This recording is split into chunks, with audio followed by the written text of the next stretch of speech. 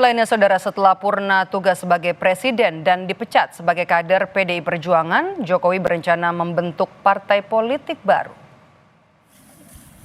Jokowi mengaku rencana pembentukan partai baru yang disebut Partai Super TBK atau Terbuka sedang dimatangkan.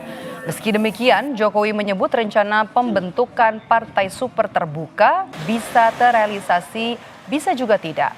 Sebelum muncul rencana membentuk Partai Super Terbuka, beberapa kali Jokowi menyinggung soal partai perorangan menyusul pemecatannya sebagai kader oleh PDI Perjuangan.